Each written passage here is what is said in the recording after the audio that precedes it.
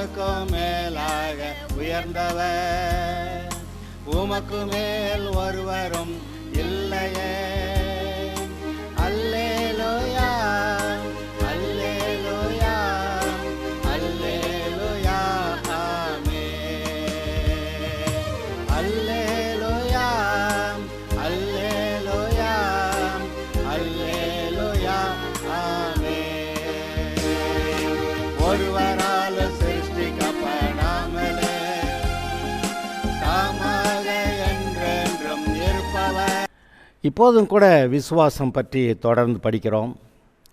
இங்கே பாருங்கள், நீங்கள் கிறிஸ்துவுக்குள்ளான வாழ்க்கையில் ஒருவன் கிறிஸ்துவுக்குள் இருந்தால் புது சிருஷ்டியாக இருக்கிறான், பழையவைகள் ஒளிந்து போயின, எல்லாம் புதிதாயினன்னு இருக்குது.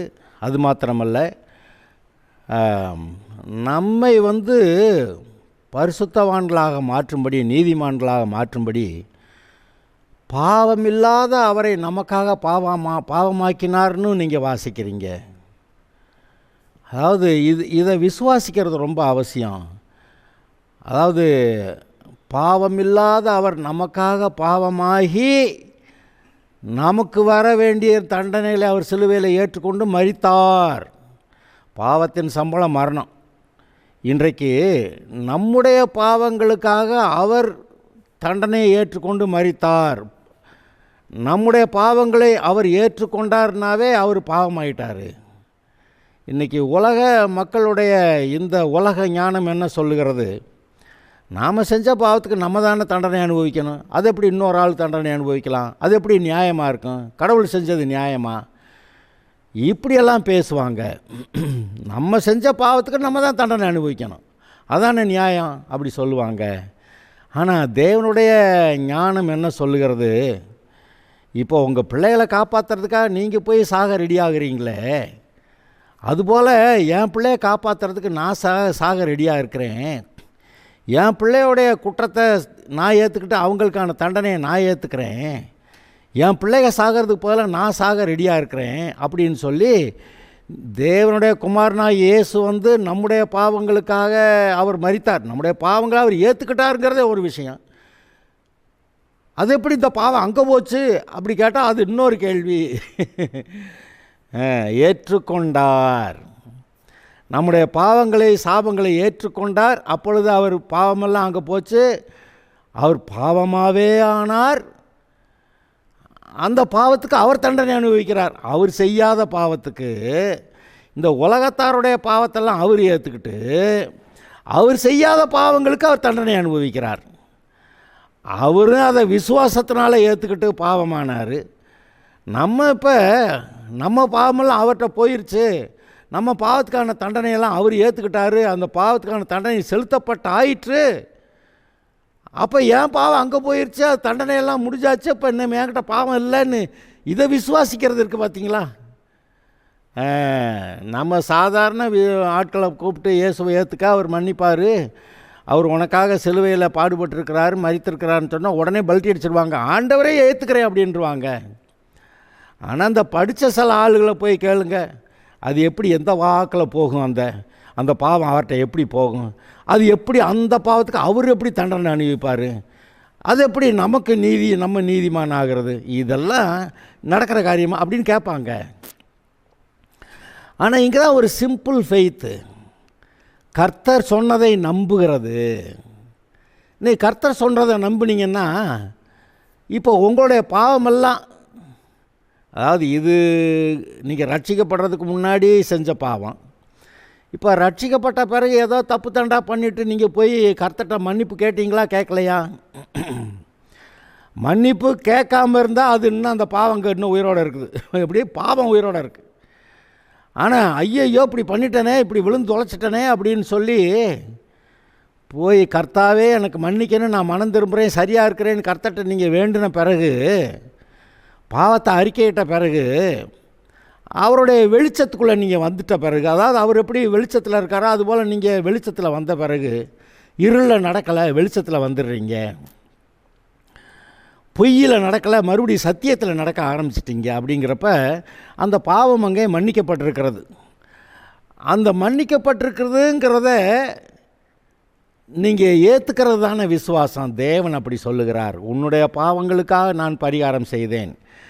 அங்கே யாத்திராகம் 15வது அதிகாரத்திலேயே நானே உன் பரிகாரியான கர்த்தர் அப்படி சொல்லிட்டாரு.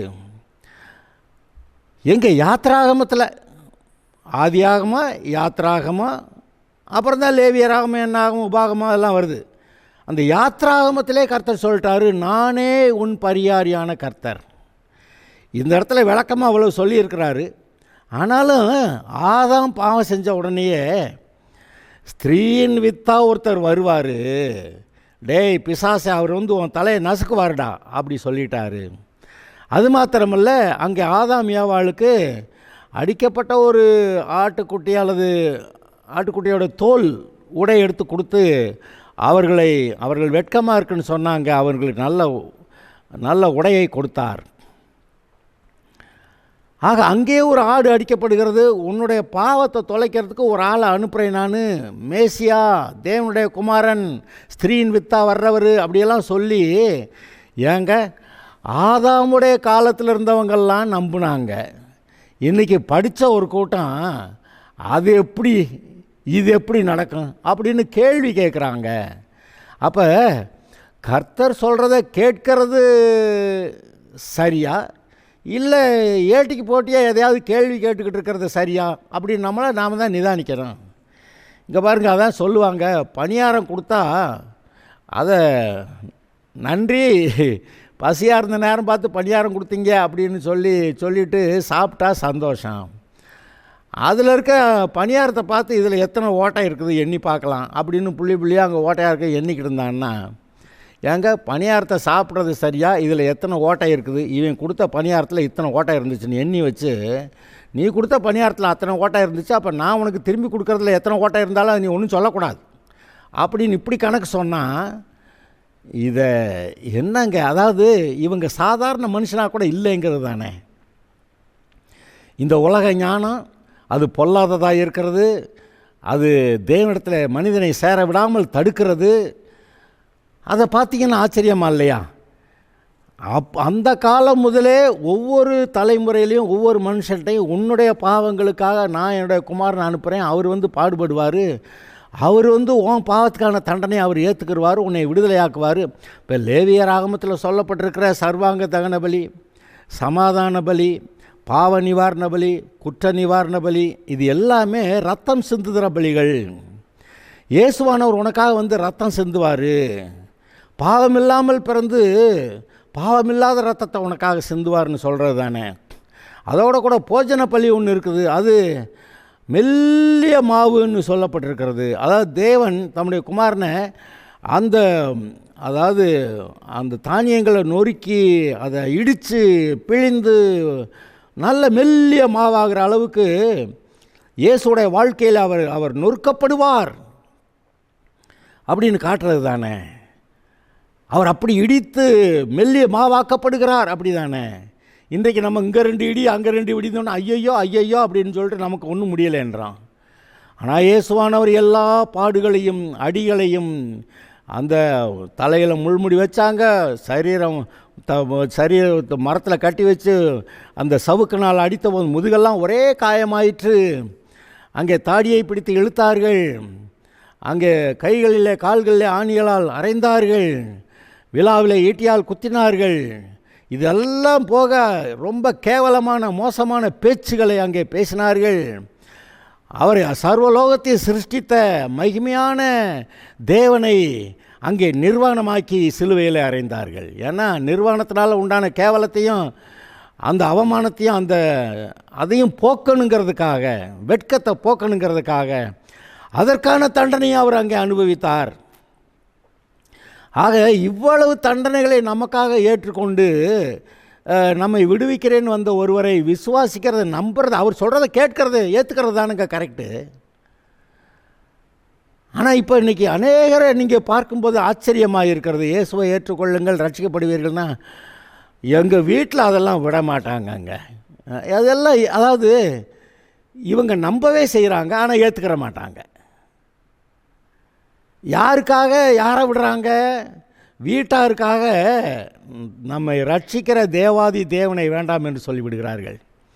நம்மை சிருஷ்டித்தவரும் நம்மை ரட்சிக்கிறவருமாகிய தேவாதி தேவனை வேண்டாம் என்று சொல்லிவிடுகிறார்கள். இங்கே சொல்கிறதெல்லாம் கரெக்டு தான் ஐயா, ஆனால் எங்கள் வீட்டில் விட மாட்டாங்க. இதெல்லாம் இது நொண்டி சாக்கு. ஆனால் அதை ஏற்றுக்கொள்ளுகிறவர்கள் என்ன செய்வாங்க? நான் இயேசுவை ஆண்டவராக ஏற்றுக்கொள்வதற்கு எவ்வளவு தடைகள், எவ்வளவு நெருக்கடிகள், எவ்வளவு போராட்டங்கள் வந்தாலும் அவைகளை நான் விலக்கிவிட்டு கர்த்தரை நான் விசுவாசிக்கிறேன், அவர் என்னுடைய பாவங்களுக்காக சிலுவையிலே பரிகாரம் செய்தார், அவரே என்னுடைய ஜீவன் என்று சொல்லி அவரை ஏற்றுக்கொள்வார்கள். எவ்வளவு தடைகள் இருந்தாலும் தாண்டி முன்னேறுவார்கள். எவ்வளவு அதற்காக மரிக்க வேண்டியிருந்தாலும் ரத்தம் சிந்தி மரிப்பார்கள். அதுதான் இரத்த சாட்சியாய் மரிக்கிறது. இயேசுடைய சீஷர்கள் எவ்வளவோ பேர் அங்கே இரத்த சாட்சிகளாய் மரித்தார்கள். அவர்களெல்லாம் இந்த உலக வாழ்க்கையை துச்சம் என்று எண்ணி நான் பரலோகம் போகிறது எனக்கு நல்லது, இயேசு எனக்கு பரலோகத்தின் வாசலை திறந்திருக்கிறார், ஆதலால் ஏற்றுக்கொள்ளுகிறது மாத்திரமல்ல, இவருக்காக இவ்வளவு பாடுகளை சகித்து இவ்வளவு இப்படி மரணத்தை சந்திக்கவும் நான் ஆயத்தம் என்று சொல்லி எதிர்த்து நின்று, இதெல்லாம் எதனால? விசுவாசத்தினாலே. என்ன விசுவாசம்? இயேசுவே தேவனுடைய குமாரன், அவர் என்னுடைய பாவங்களுக்கு பரிகாரம் செய்திருக்கிறார், அதை நான் நம்புகிறேன், ஏற்றுக்கொள்ளுகிறேன்னா அங்கே அந்த பரிகாரம் நமக்கு பலிக்கிறது. ஆக இந்த காரியங்களை ஏற்றுக்கொள்வது மிக அவசியமாக இருக்கிறது. இங்கே தான் இந்த உலக ஞானம் பிரச்சனை பண்ணிடக்கூடாது. அந்த உலக ஞானத்துக்கு நீங்கள் இடம் கொடுத்துடக்கூடாது. அது பிரச்சனை பண்ண தான் வருது, ஆனால் நீங்களும் நானும் இடம் கொடுக்கக்கூடாது. நான் கர்த்தருக்கே சொந்தம். இப்போ நம்ம வாசித்தோம்ல, ஒரு வரி வாசித்தோம். அதில் என்ன சொன்னோம்?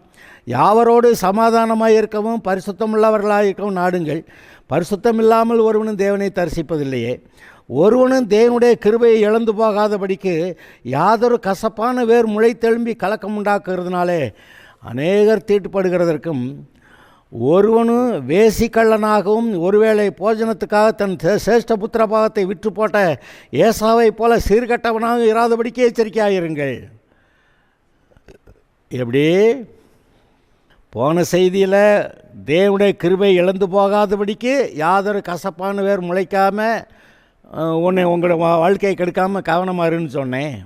இப்போ அடுத்த வரியில் ஒருவனும் வேசிக்கள்ளனாகவும் ஒருவேளை போஜனத்துக்காக தன் சேஷ்ட புத்திர பாகத்தை விற்று போட்ட ஏசாவை போல சீர்கட்டவனாகவும் இராதபடிக்கு எச்சரிக்கையாக இருங்கள். இப்போ பைபிளில் ஏசா என்ன பாவம் செஞ்சான்னு கேட்டால், அவன் ஒருவேளை போஜனத்துக்காக தன்னுடைய சேஷ்ட புத்திர பாகத்தை விற்று போட்டான்னு மட்டும்தான் அங்கே பைபிளில் எழுதியிருக்கு. ஆனால் யாக்கோபை சிநேகித்தேன் ஏசாவை வெறுத்தேன் அப்படின்னு அவர் சொல்கிறாருன்னா அதுக்கு ஏதாவது காரணம் இருந்திருக்கும். அது என்ன காரணம்னு வெளிப்படையாக சொல்லப்படாமல் இருந்திருக்கலாம். ஆனால் இந்த இடத்துல ஒரு சில குறிப்புகள் இங்கே வருகின்றன. நான் அதை வாசிக்கவா? நீங்கள் நினைக்காததெல்லாம் கூட இப்போ திரும்ப வருதுன்னு நினைக்கிறேன். கவனிங்க. ஒருவனு வேசிக்கள்ள ஒருவேளை போஜனத்துக்காக தன் சேஷ்ட புத்திர பாகத்தை விற்று போட்ட ஏசாவை போல சீர்கட்டவனாகவும் இராதபடிக்கு எச்சரிக்கையாயிருங்கள். அதில் ஒருவனு வேசிக்கள்ளனாகவும் அப்படின்னா அதுக்கு என்ன அர்த்தம்? ஒருவனு வேசிக்கள்ளனாகவும் இராதபடிக்கு எச்சரிக்கையாயிருங்கள். ஒரு வேசிக்கள்ளன்னா யார்? ஆவிக்குரிய ரீதியில் வேசித்தனம்னா என்னது? வேசிக்கள்ளன்னா யார்? நாம் பாட்டுக்கு வாசிட்டு போயிடும். இது ஒரு தப்பான பொல்லாத வார்த்தைங்க, அது போய் என்னத்தை ஆராய்ச்சி பண்ணுறது அப்படின்னு நம்மலாம் போயிடுவான். அது ஏசாவாவது வேசிக்கல்லனாச்சு போ அப்படின்ட்டு போயிடுவான். ஒருவேளை போஜனத்துக்காக சேஷ்ட புத்திர பாகத்தை விற்று போட்டவன் போ அப்படின்ட்டு போயிடும். அதை பற்றி அதுக்கு மேலே யோசிக்க மாட்டான். இது ஒரு பொல்லாத வார்த்தை, ஒரு கெட்ட வார்த்தை மாதிரி நினச்சிக்க அதை ஒதுக்கிடுவான். ஆனால் அதைத்தானே எழுதி வச்சிருக்கிறாரு. ஒருவனு வேசிக்கல்லனாகும். வேசித்தனம்ங்கிறது அதாவது விபசாரம்ங்கிறது வேறு, வேசித்தனம்ங்கிறது வேறு. விபசாரம்னா புருஷன் மனைவி இவர்களுக்குள்ள உண்மை இல்லாமல் இவர்கள் தவறான விதத்தில் ஏதோ ஒரு சந்தோஷத்தை இடத்துல பெற்றுக்கொள்வதற்கு போகிறார்கள், அது விபசாரம். ஆனால் வேசித்தனம்னா காசுக்காக சரீரத்தை விற்கிற அந்த தொழிலுக்கு போயிடுது. ஆனால் காசு யார்? கர்த்தர் கொடுப்பாரா இல்லையா? கர்த்தர் கொடுக்குற காசு இல்லாமல் தான் சரீரத்தை விற்று காசு வாங்கி பிழைக்கக்கூடிய ஆளுகளை அது இப்போது நீங்கள் பார்த்தீங்கன்னா உலகத்திலேயே ஏறக்குறைய எல்லா நாடுகள்லேயும் இந்த ரெட் லைட் ஏரியான்னு இருக்குது. அங்கே தங்களுடைய சரீரத்தை விற்று காசு பார்த்து அதனால் பிழைக்கிற கூட்டங்கள் இருக்கிறது. எல்லா பெரிய ஊர்கள்லேயும் அங்கங்கே ஏரியாக்கள் இருக்கின்றன. இங்கே வேசித்தனம் என்று சொல்லும்போது ஆவிக்குரிய வேசித்தனம்னா வேறு வழிபாட்டு காரியங்களுக்குள்ளே போகிறதுன்னு தானே எழுதியிருக்கு. எங்கே அந்த 1 கொரிந்தியர் 6வது அதிகாரத்தில் நம்ம ஒரு சில வார்த்தையை பார்த்துட்டு வரலாம். 1 கொரிந்தியர் 6 என்ன சொல்லுது? 9வது வசனத்திலிருந்து வாசிக்கிறேன். அநியாயக்காரர் தேவனுடைய ராஜ்யத்தை சுதந்தரிப்பதில்லை என்று அறியீர்களா? 6வது அதிகாரத்தில் 9வது வசனம் 1 கொரிந்தியர். அநியாயக்காரர் தேவனுடைய ராஜ்யத்தை சுதந்தரிப்பதில்லை என்று அறியீர்களா? வஞ்சிக்கப்படாதிருங்கள். வேசி மார்க்கத்தாரும். அது என்னது வேசி மார்க்கத்தார்? கர்த்தரை ஆராதிக்கிற ஒரு மார்க்கம். வேசி மார்க்கம்னா வேறு எதையோ ஆராதிக்கிற ஒரு கூட்டத்தார், அந்த மார்க்கத்தை உடையவர்கள். வேசி மார்க்கத்தாரும் விக்கிரகாராதனைக்காரரும் விபசாரக்காரரும் சுயபுணர்ச்சிக்காரரும் ஆண்புணர்ச்சிக்காரரும் திருடரும் பொருளாசைக்காரரும் வெறியரும் உதாசீனரும் கொள்ளைக்காரரும் தேவனுடைய ராஜ்யத்தை சுதந்திரிப்பதில்லை. இப்போ நம்ம அதெல்லாம் விட்டுருவான், இங்கே வருவான். என்னது? வேசி மார்க்கத்தார். யார் வேசி மார்க்கத்தார்? கர்த்தரை தெய்வமாக கொண்டு கர்த்தருடைய பிள்ளையாக கர்த்தரை ஆராதித்து வாழ்வேன்னு இல்லாமல் வேறு எதையாவது ஆராதித்து வருகிறவர்கள், அதைத்தான் வேசி மார்க்கத்தார்னு சொல்லியிருக்குது. இங்கே இந்த ஏசாவை பற்றி சொல்லும்போது எங்கே இது பைபிளுங்க, தப்பு தாண்டா ஒன்றும் இதில் இருக்காது. அப்படி கரெக்டாக கர்த்தரை எழுதியிருக்கிற விஷயத்தில் இவனை பற்றி வேசி கள்ளனாகவும் ஒருவேளை போஜனத்துக்காக தன் சேஷ்டபுத்திர பாகத்தை விற்று போட்ட ஏசாவை போல சீர்கட்டவனாகவும் இராதபடிக்கு எச்சரிக்கையாயிருங்கள். அவன் எப்படி தேவனுடைய அன்பை விட்டு விலகினான், தேவனுடைய கிருபையை விட்டு விலகினான். இப்போ என்ன வாசித்தான்? ஒருவனும் தேவனுடைய கிருபையை விட்டு விலகி போகாதபடிக்கு, தேவனுடைய கிருபையை இழந்து போகாதபடிக்கு எச்சரிக்கையாயிருங்கள்னு எழுதியிருக்கு. ஆனால் இவன் என்ன பண்ணியிருக்கான்? வேசி மார்க்கத்துக்கு போனதுனால தேவனுடைய கிருபை இழந்திருக்காங்கிறத நீங்கள் ஒரு மாதிரி நீங்கள் புரிஞ்சுக்கலாம். அதாவது நமக்கு நேரடியாக பார்க்கறதுக்கு ஏசா என்ன பெரிய பாவம் செஞ்சுட்டான்?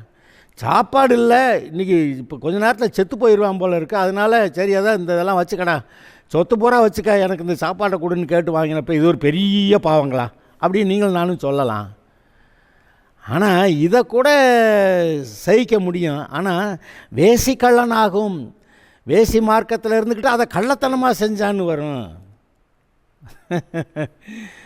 வேசி மார்க்கத்தார் வேசி கள்ளனாகவும் ஒருவேளை போஜனத்துக்காக தன் சேஷ்டபுத்திர பாகத்தை விற்று போட்ட தேவனுடைய ஆசீர்வாதத்தை உதாசீனம் பண்ணின. அப்போ தேவனுடைய ஆசீர்வாதத்தை யார் அப்படி உதாசீனம் பண்ண முடியும்? வேறு ஏதோ ஒரு மார்க்கத்தில் போனவன் தான் இவர் கொடுத்தது தான் நமக்கு ஆகுமாக்கும், இதை வச்சு தான் நம்ம பிழைக்க போகிறோமாக்கும் அப்படின்னு சொல்லிட்டு ஒருவேளை போஜனத்துக்காக தேவனுடைய ஆசீர்வாதத்தை வேண்டான்னு, அது வேண்டியதில்லை அப்படின்னு சொல்லி உதாசீனம் பண்ணி, அந்த மனநிலை ரொம்ப மோசம். பார்த்தீங்களா? தேவன் கொடுக்குற அந்த சேஷ்டபுத்திர பாகம் மூத்தவனுக்கு தான் சேஷ்டபுத்திர பாகம். அது 2 பேர் பிள்ளைன்னா சொத்தை 3 போட்டு 2 பங்கு இந்த மூத்தவனுக்கு. அது அப்படி கொடுக்கறது சேஷ்டபுத்திர பாகம்னு சொல்லியிருக்கு. இவன் தேவனால் கொடுக்கப்பட்ட அந்த சேஷ்டபுத்திர பாகத்தை உதாசீனம் பண்ணிவிட்டு ஒருவேளை கஞ்சிக்கு அவன் என்னத்தை சிவப்பாக கூழ் காய்ச்சி வச்சுருந்தானா, அந்த கூழில் பிரியப்பட்டு இந்த சேஷ்டபுத்திர பாகத்தை விட்டானா. ஏன்டா கூழை வச்சு என்னை ஏமாத்த சொத்தெல்லாம் பிடுங்கவா பார்க்குற, போடா அப்படின்ட்டு போய் கர்த்தாவே இவன் பாருங்க இந்த கூழை கொடுத்து உம்முடைய நீர் கொடுக்குற ஆசீர்வாதத்தெல்லாம் என்கிட்ட அது பிடுங்க பார்க்குறேன் அப்படி சொல்லியிருந்தான்னா அவர் அதுக்கு வேறு என்ன செய்யணுமோ செஞ்சுருப்பார். ஆனால் இவன் அதுக்கு முன்னாடியே வேசி கள்ளனா, வேசி மார்க்கம், அதை கள்ளத்தனமாக செய்கிறது. அப்படி அதாவது மற்ற இதெல்லாம் வெளியில் ரொம்ப பைபிளே சொல்லப்படலை. பார்த்தீங்களா? இந்த ஒரு வார்த்தையில் அது எல்லாம் விளங்குது. வேசி கள்ளனாக இருந்ததுனால இவன் வேறு எதையோ கர்த்தரை ஆராதிக்கிற, கர்த்தர் மேலே விசுவாசத்தை வைக்கிற, கர்த்தரை நம்பி இருக்கிற, கர்த்தரே தேவன் என்று சொல்லி கொண்டு இருக்கிற இந்த நிலைமையை விட்டு மாறி வேறு ஏதோ ஒரு விதத்தில் அவன் போய் அங்கே ஒரு ஆராதனைக்கு போயிட்டான். அதனால் அவனை வேசி மார்க்கத்தார், வேசி கள்ளன், கள்ளத்தனமாக வேசித்தனம் பண்ணுறான், அந்த வேசி மார்க்கத்தில் இருக்கான்னு சொல்ல வர்றாரு. ஏசாவை பற்றி இவ்வளோ மோசமாக பேசுவேன்னு நான் நினைக்கலான்னு அப்படி தான் எழுதியிருக்கு. என்ன பண்ணுறது? அப்புறம் நான் அப்படி கேட்குறேன், கர்த்தர் ஏசாவை வெறுத்தாருன்னா அதுக்கு ஒரு காரணம் இருக்கும் பார்த்தீங்களா? சும்மா அது பாட்டுக்கு அவர் ஒருத்தனை வெறுக்கிறாரு, ஒருத்தனை ஆசீர்வதிக்கிறாருன்னு அப்போ அவர்கிட்ட நியாயமே இல்லைன்னு ஆயிரும். நியாயம் இல்லாத கர்த்தர் அப்படின்னு ஆகி போயிடும். அப்போ கர்த்தர் நியாயம் இல்லைன்னா அவர் பரிசுத்தர் பரிசுத்தர் பரிசுத்தர், எந்த விதத்துலையும் நியாயமாக பரிசுத்தமாக நீதியாக எல்லாவற்றையும் செய்கிறவர், சர்வலோக நியாயாதிபதின்னு சொல்லி ஆபிரகாம் சொல்கிறான். அப்போ அவர் நியாயாதிபதியாக நீதி செய்கிறவர், நியாயம் செய்கிறவர்கிட்ட அவர் ஏசாவை வெறுத்தேன்லாம் சொல்ல முடியாது. ஆனால் சொல்லியிருக்கிறார். ஏன்? இவன் தன்னை விட்டு விலகி வேறு மார்க்கத்தில் போகிறான்னு சொல்லி. அதனால தான் பாருங்கள், இவன் அந்த சேஷ்டபுத்திர பாகத்தை இழந்து போயிட்டான்.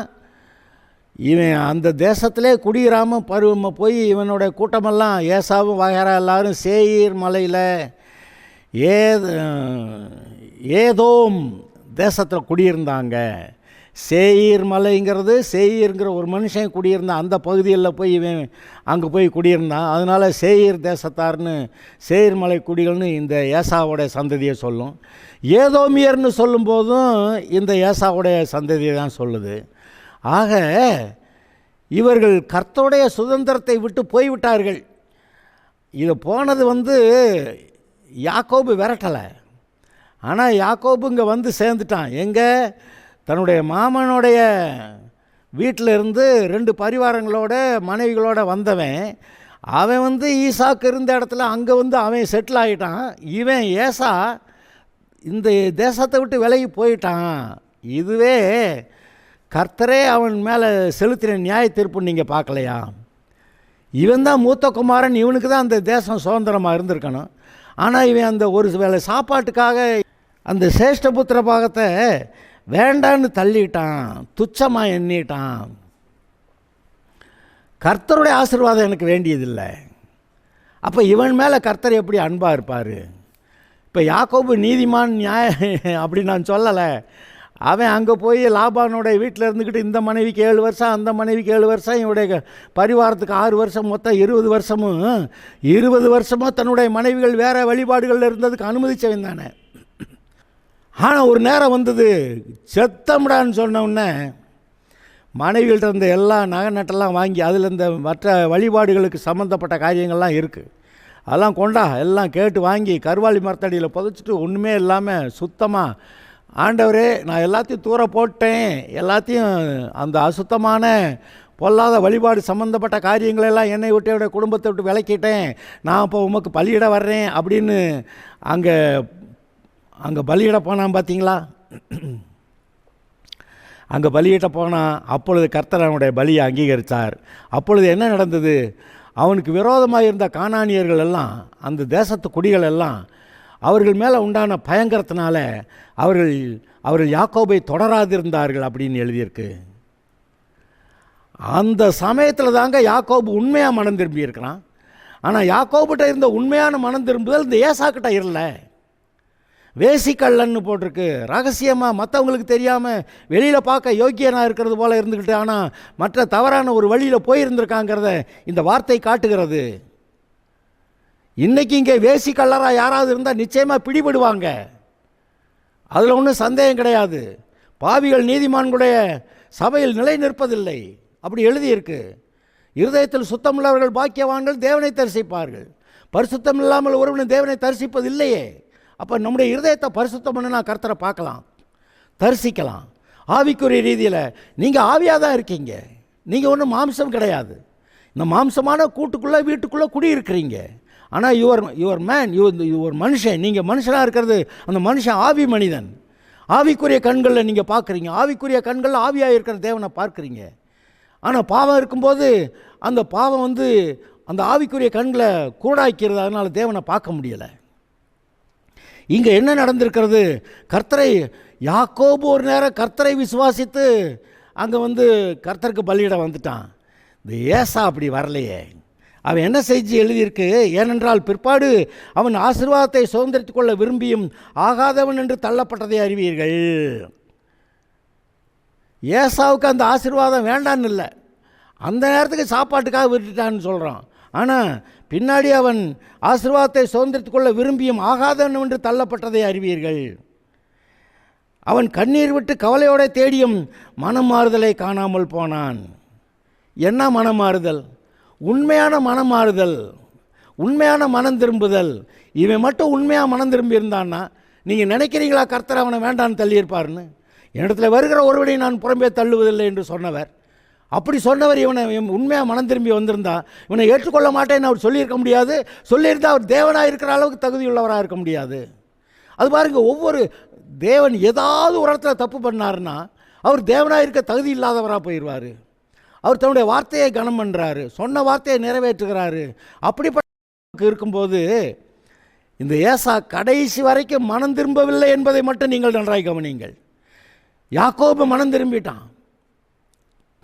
ஆக அருமையானவர்களே, மனம் திரும்புதல் ஏன் மனம் திரும்பினா? கர்த்தரை விசுவாசித்தான். இக்கட்டான நிலைமை, இவ்வளவு ஆபத்துகளிலிருந்து கர்த்தரை காப்பாற்ற வல்லவர் அப்படின்னு கர்த்தரை விசுவாசித்து அவன் போய் கர்த்தருக்கு பலியிட்டான். அவன் கர்த்தருடைய ஆசீர்வாதத்தை பாதுகாப்பை பெற்றுக்கொண்டான். இந்த சமயத்தில் தான் யாக்கோபுடைய மனம் திரும்புதல் ஆரம்பித்திருக்கிறது என்று நான் சொல்லுவேன். அதற்கு பின்னால் இருந்த காலங்களில் அவன் அநேக காரியங்களில் தன்னுடைய இருதயத்தை ஒழுங்குபடுத்தி கர்த்தரை மாத்திரம் சார்ந்து கொண்டு வாழ்ந்து அவன் எந்த அளவுக்கு பேர் வாங்கினான் தெரியுமா?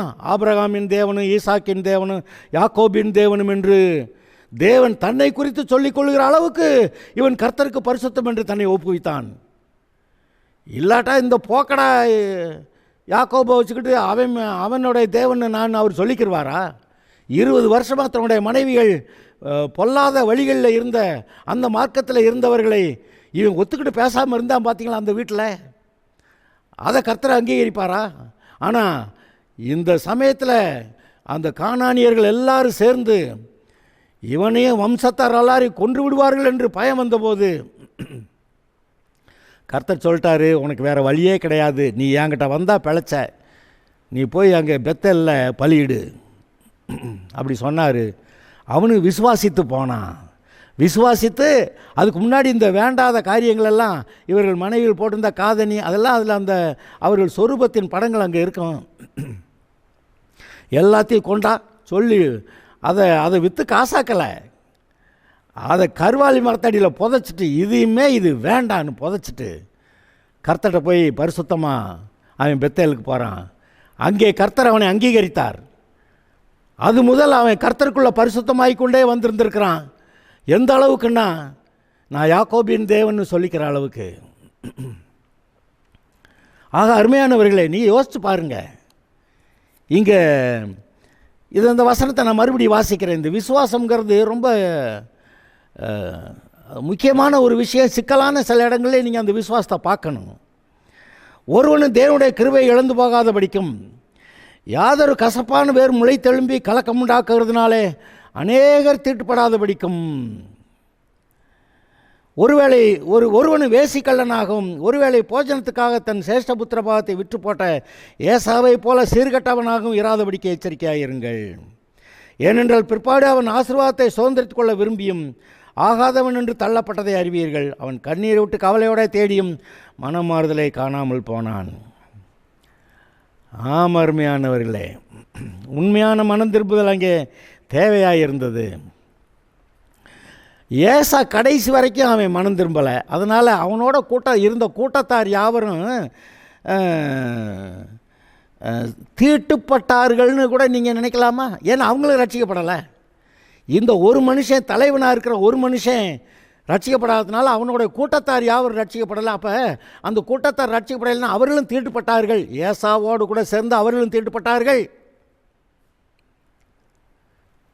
அது எவ்வளோ பயங்கரமானது! அருமையானவர்களே, சற்று கவனியுங்கள்.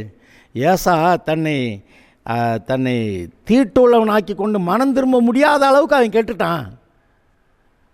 அதனால தான் ஏசாவை போல் நீங்கள் ஆயிராதீங்கன்னு சொல்கிறாரு. கர்த்தரை பிடித்து கொள்ளுங்கள், கர்த்தரை பற்றி கொள்ளுங்கள். அவரே உங்களுடைய ஜீவன், அவரே உங்களை ஆசீர்வதிக்கிறவர். உங்களுடைய நம்பிக்கை, உங்களுடைய விசுவாசம் கர்த்தர் மேல் இருக்க கடவுது. நீங்கள் பிழைப்பீர்கள், வாழ்ந்திருப்பீர்கள், ஆசீர்வாதமாக இருப்பீர்கள். கர்த்தர் உங்களை ஆசீர்வதிப்பாராக.